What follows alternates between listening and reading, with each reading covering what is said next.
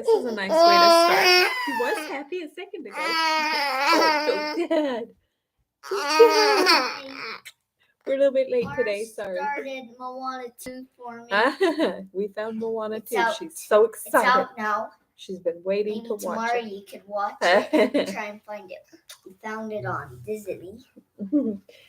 Hey, baby. Well, he was happy a minute ago. Well, thanks for joining us. Oh, you're so sad. He was asleep, so I thought, oh, that's nice. I was holding him. I'll just sit down and read. But when I sat down, he was like, oh, no. Look at my dress. You got to be walking me, holding me, Mama. I'm tired. Okay, you have to be happy. Look at the dress I'm wearing. So cute. It's so pink. It's so pink. It is so pink. Okay, so before we get started, what did you have for dinner? We had soft tacos, chicken tacos, and I like crispy tacos. See, it but every has once in a while, pretty pink pants that comes with it. Yeah. Every once in a while, I'm just kind of in the mood for soft, soft tacos. So we did chicken tacos. They were really good, extra good. I had cilantro in them and all the good stuff. They were super yummy. And then I'm going to show off a couple of things I've made just for fun. Look at this necklace. Look how cute that is. So it's got real dried flowers in it. In the original chapter, his entire body and head turns into a shark. Yeah. And he can still talk. Come on, straighten out here. What's my deal? There we go. So it's got this little flower I dried, 2 flowers that I picked and dried myself, set inside. Isn't that cute? It's so cute. I love this one. That is not in my store. I need to put it in my store. But any of this stuff, if anybody ever wanted anything that I show, just message me. And if I still have it, you can get it. Because a lot of the stuff I'm showing you, I haven't even put in the store yet because it takes so much time. But I do have an online store. The link is in my bio. And then look at this cute bracelet. Oh, it matches me. I should have been wearing it today. Look at these flowers. Real dried flowers set in this bracelet. So cute. I love it. And then I have this little heart necklace. I've done quite a bit of stuff with candy sprinkles because they're so bright and cute and people love it. So it's a heart full of candy sprinkles and then just wrapped in wire. So it's just like a wire wrapped candy sprinkle bundle. So cute. Very festive. Teachers love the candy sprinkle stuff and the bear, like the gummy bear stuff, because their kids love them. The students love them, right? I went and shut the door and Kaylissa heard me. So she ran in here to talk to you and then left the door open. So now it's loud. You can hear Moana playing. Let me shut the door really fast so it's not so loud.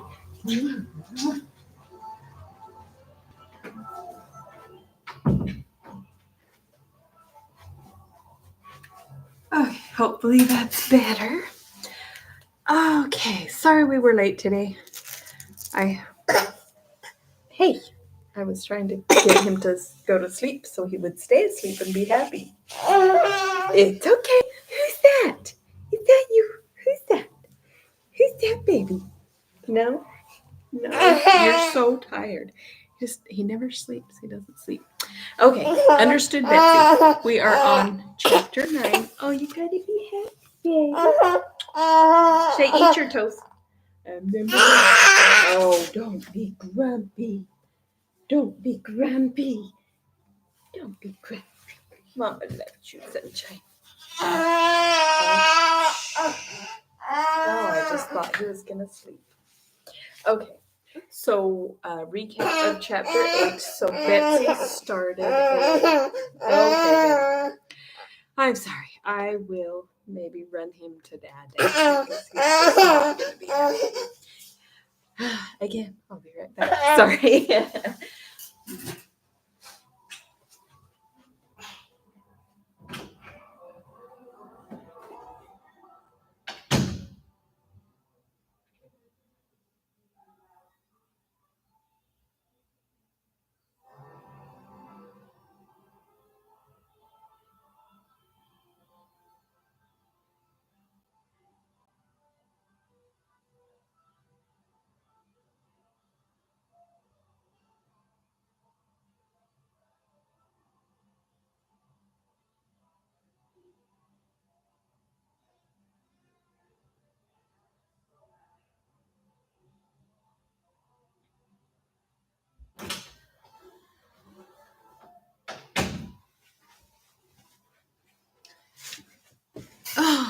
So sorry about that. My goodness, we're always scattered a million ways. I tell you what, that is one thing about us. Whatever's going on, it's real.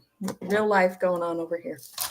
And like I say, I should check the mirror because I look awful. I should look in the mirror before I sit down. Do I ever? No. I'm always running around to the last second, doing everything else. Okay, chapter 9. Recap of chapter 8. There's a little boy in the school who is always filthy dirty. He doesn't have socks. He never has food to come to school with him. And all the little girls are saying, ew, gross, he's so yucky, until they find out that his mother died. So he doesn't have anybody to take care of him. And his father's drunk and doesn't take care of him. This little teeny boy is like 6 or 7 and nobody takes care of him. So the Putney family and the teacher and everybody decided that they want to help him out, so that there's a wealthy man from another town that comes through buying stock or something, I think. Can't remember. In the spring. And him and his wife can't have children, and he's always wanted to adopt. So they want this nice man to come and adopt this little boy named Lias. So Betsy starts a sewing group, and her and the girls from school all gather on Saturdays, and they sew him some outfits, and they left him on his porch. So on to, let's go, chapter 9.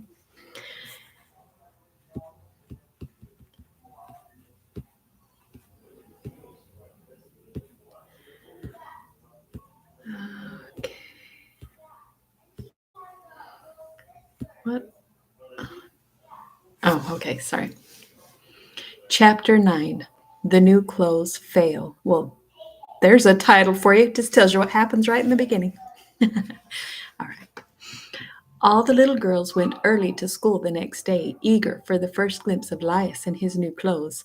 They now quite enjoyed the mystery about who had made them, and were full of agreeable excitement as the little figure was seen approaching down the road. He wore the gray trousers and the little blue shirt. The trousers were a little too big, the shirt a perfect fit. The girls gazed at him with pride as he came on the playground, walking briskly along in his new shoes, which were just the right size. He had been wearing all winter a pair of cast off women's shoes. Oh my heck, that's terrible. Tiny little boy, that's so sad.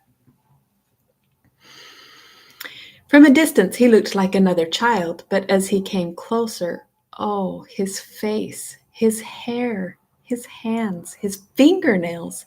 The little fellow had evidently tried to live up to his beautiful new raiment, for his hair had been roughly put back from his face, and around his mouth and nose was a small area of almost clean skin where he had made an attempt at washing his face. But he had made practically no impression on the layers of encrusted dirt, and the little girls looked at him ruefully. Mr. Pond would certainly never take a fancy to such a dreadfully grimy child. His new clean clothes made him look all the worse, as though dirty on purpose. The little girls retired to their rock pile and talked over their bitter disappointment. Ralph and the other boys absorbed in a game of marbles near them. Laius had gone proudly into the schoolroom to show himself to Miss Benton. It was the day before Decoration Day, and a good deal of time was taken up with practicing on the recitations they were going to give at the Decoration Day exercises in the village. Several of the children from each school in the township were to speak pieces in the town hall. Betsy was to recite Barbara Fritchie, her first love in that school, but she droned it over with none of her usual pleasure, her eyes on little Lias's smiling face, so unconscious of its dinginess. At noontime, the boys disappeared down toward the swimming hole. They often took a swim at noon, and nobody thought anything about it on that day. The little girls ate their lunch on their rock, mourning over the failure of their plans and scheming ways to meet the new obstacle. Stacy suggested, couldn't your Aunt Abigail invite him up to your house for supper and then give him a bath afterward? But Betsy, although she had never heard of treating a supper guest in this way, was sure that it was not possible. She shook her head sadly, her eyes on the far-off gleam of white where the boys jumped up and down in their swimming hole. That was not a good name for it, because there was only one part of it deep enough to swim in. Mostly it was a shallow bay in an arm of the river, where the water was only up to the little boy's knees and where there was almost no current. The sun beating down on it made it quite warm, and even the first graders' mothers allowed them to go in. They only jumped up and down and squealed and splashed each other, but they enjoyed that quite as much as Frank and Harry, the two seventh graders, enjoyed their swooping dives from the springboard over the pool.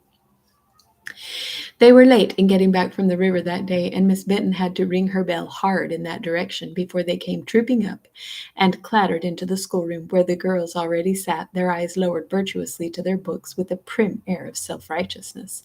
They were never late.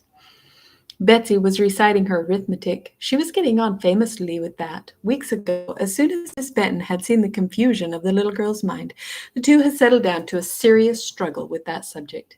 Miss Benton had had Betsy recite all by herself so she wouldn't be flurried by the others, and to begin with had gone back, back, back to bedrock, to things Betsy absolutely knew, to the 2 times 2s and the 3 times 3s, and then, very cautiously, a step at a time, they had advanced, stopping short whenever Betsy felt the beginning of that bewildered guessing impulse which made her answer wildly at random. After a while, in the dark which arithmetic had always been to her, Betsy began to make out a few definite outlines which were always there, facts which she knew to be so without guessing from the expression of her teacher's face. From that moment her progress had been rapid, one sure fact hooking itself onto another, and another one onto that. She attacked a page of problems now with a zest and self-confidence which made her arithmetic lessons among the most interesting hours of school. On that day she was standing up at the board, a piece of chalk in her hand, chewing her tongue and thinking hard how to find out the amount of wallpaper needed for a room 12 feet square with 2 doors and 2 windows in it, when her eye fell on little Lias, bent over his reading book. She forgot her arithmetic. She forgot where she was. She stared and stared till Ellen, catching the direction of her eyes, looked and stared too. Little Lias was clean, preternaturally, almost wetly clean. His face was clean and shining, his ears shone pink and fair, his hands were absolutely spotless, even his hay-colored hair was clean and still damp, brushed flatly back till it shone in the sun. Betsy blinked her eyes a great many times, thinking she must be dreaming, but every time she opened them, there was Lias, looking white and polished like a new willow whistle. Somebody poked her hard in the ribs. She started, and turning, saw Ralph, who was doing a sum beside her on the board, scowling at her under his black brows. "Quit gawking at Lias," he said under his breath. "You make me tired." Something conscious and shamefaced in his manner made Betsy understand at once what had happened. Ralph had taken Lias down to the little boy's waiting place and had washed him all over. She remembered now that they had a piece of yellow soap there. Her face broke into a radiant smile, and she began to say something to Ralph about how nice that was of him, but he frowned again and said crossly, "Aw, cut it out. Look at what you've done there. If I couldn't 9 times 8 and get it right." How queer boys are, thought Betsy. Yeah, probably not as queer as us girls, though, right? Hmm. Erasing her mistake and putting down the right answer. But she did not try to speak to Ralph again about Lias. Not even after school, when she saw Lias going home with a new cap on his head, which she recognized as Ralph's. She just looked at Ralph's bare head and smiled her eyes at him, keeping the rest of her face sober, the way Cousin Anne did. For just a moment Ralph almost smiled back. At least he looked quite friendly. They stepped along toward home together, the first time Ralph had ever condescended to walk beside a girl. "We got a new colt," he said. "Have you?" she said. "What color?" "Black with a white star, and they're going to let me ride him when he's old enough." "My, won't that be nice?" said Betsy, and all the time they were both thinking of little Lias with his new clothes and his sweet thin face shining with cleanliness. "Do you like spruce gum?" asked Ralph. "Oh, I love gum," said Betsy. "Well, I'll bring you down a chunk tomorrow, if I don't forget it," said Ralph, turning off at the crossroads. They had not mentioned Lias at all. The next day they were to have school only in the morning. In the afternoon they were to go in a big hay wagon down to the village to the exercises. Lias came to school in his new blue serge trousers and his white blouse. The little girls gloated over his appearance and hung around him, for who was to visit school that morning but Mr. Pond himself? Cousin Anne had arranged it somehow. It took Cousin Anne to fix things. During recess, as they were playing Still Pond No More Moving on the playground, Mr. Pond and Uncle Henry drew up to the edge of the playground, stopped their horse, and talking and laughing together, watched the children at play. Betsy looked hard at the big, burly, kind-faced man with the smiling eyes and the hearty laugh, and decided that he would do perfectly for Lias. But what she decided was to have little importance, apparently, for after all he would not get out of the wagon, but just he'd have to drive on down to the village. just like that, with no excuse other than a careless glance at his watch.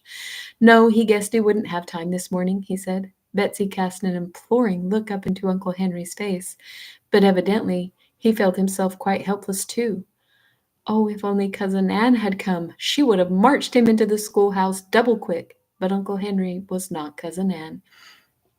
And though Betsy saw him as they drove away conscientiously point out little Elias, resplendent and shining, Mr. Pond only nodded absently as though he were thinking of something else. Betsy could have cried with disappointment, but she and the other girls, putting their heads together for comfort, told each other that there was time enough yet. Mr. Pond would not leave town till tomorrow. Perhaps there was still some hope. But that afternoon, even his last hope even this last hope was dashed. As they gathered at the schoolhouse, the girls fresh and crisp in their newly starched dresses with red or blue hair ribbons, the boys very self-conscious in their dark suits, clean collars, new caps, all but Ralph, and blackened shoes. There was no little Lias. They waited and waited, but there was no sign of him. Finally, Uncle Henry, who was trying to drive the straw ride down to town, looked at his watch, gathered up the reins, and said they would be late if they didn't start right away. Maybe Lias had had a chance to ride in with somebody else. They all piled in, the horses stepped off, the wheels grated on the stones, and just at that moment a dismal sound of sobbing wails reached them from the woodshed back of the schoolhouse.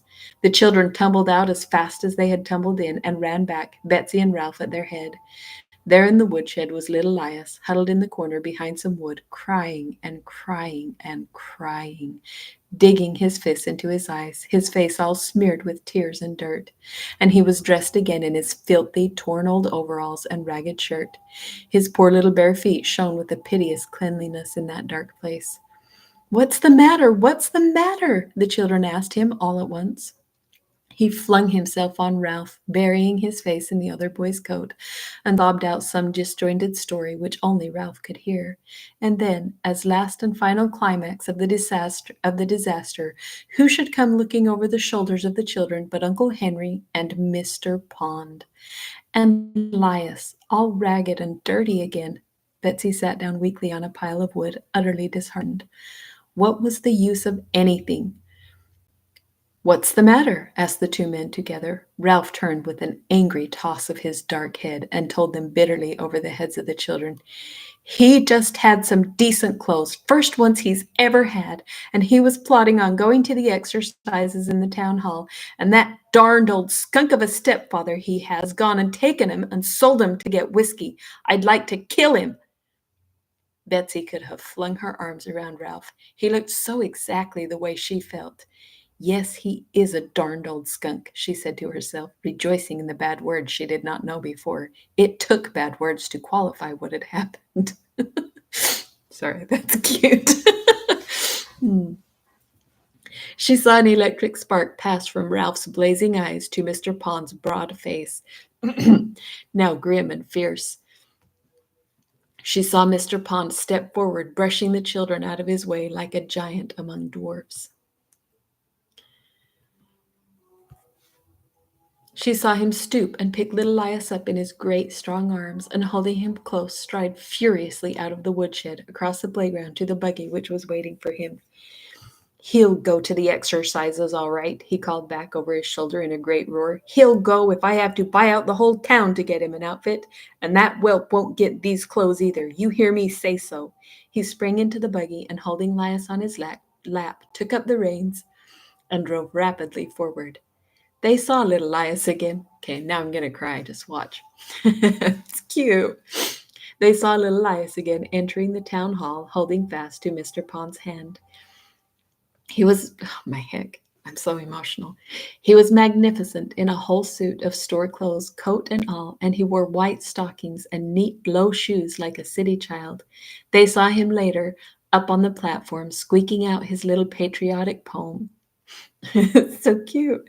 His eyes shining like stars, fixed on one broad, smiling face in the audience. When he finished, he was overcome with shyness by the applause, and for a moment forgot to turn and leave the platform. He hung his head, and looking out from under his eyebrows, gave a quaint, shy little smile at the audience. Betsy saw I'm a basket case, people. Betsy saw Mr. Pond's great smile waver and grow dim. His eyes filled so full that he had to take out his handkerchief and blow his nose loudly. You just hear him in this room with everybody. Yeah. And they saw little Lias once more for the last time. Mr. Pond's buggy drove rapidly past their slow moving hay wagon, Mr. Pond holding the reins masterfully in one hand. Beside him, very close, sat Lias, with his lap full of toys. Oh, full, like Christmas. In that fleeting glimpse, they saw a toy train, a stuffed dog, a candy box, a pile of picture books, tops, paper bags, and even the swinging crane of the big mechanical toy dredge that everybody said the storekeeper could never sell to anybody because it cost so much. As they passed swiftly, Laius looked down at them and waved his little hand flutteringly. His other hand was tightly clasped in Mr. Pond's big one. He was smiling at them all. His eyes looked dazed and radiant. He turned his head as the buggy flashed by to call out in a shrill, exulting little sound, "Goodbye, goodbye! I'm going to live with—" They could hear no more. He was gone, only his little hand still waving them at them over the back of the buggy seat. Betsy drew a long, long breath. She found that Ralph was looking at her. For a moment she couldn't think what made him look so different. Then she saw that he was smiling. She had never seen him smile before. He smiled at her as though he was sure she would understand, and never said a word. Betsy looked forward again and saw the gleaming buggy vanishing over the hill in front of them. She smiled back at Ralph silently. Not a thing had happened the way she had planned. No, not a single thing. But it seemed to her that she had never been so happy in her life. That's kind of true. You'll plan stuff, and then when things get all messed up and it happens so different than you think, and then it ends up being so much more perfect than when you planned. uh, so true. Well, that is the end of chapter 9. So, chapter 10 tomorrow. I think there's only 2, maybe 3 more chapters. So, we're almost done with this one, and then we will start Evelina, which is, I'm going to show you because it's sitting right here. It doesn't look that big. It's a thick book. It's like 450 pages, so it's long and it's cute. But I also had a request for Anne of Green Gables, which is one of my favorite stories of all time. So that will definitely go on the list. I'll probably do that one before Jane Eyre. So I'll get that one in. This one I'm really excited to do because I haven't read it for a long time and I love it. It's so cute, so funny. All right. Well, I appreciate you stopping by. Thanks for coming to the story corner to have story time with the story lady. That's me. I'm the all kinds of. I'm the resin lady and the story lady and the emotional lady. Sitting over here crying over a dumb book. All right. Well, I will see you tomorrow for chapter 10. And I appreciate you stopping by. Don't forget to put a like on the video. And then, if you know anybody who might be interested in joining us, then let them know what we're doing here because it's been a lot of fun. Thank you and good night.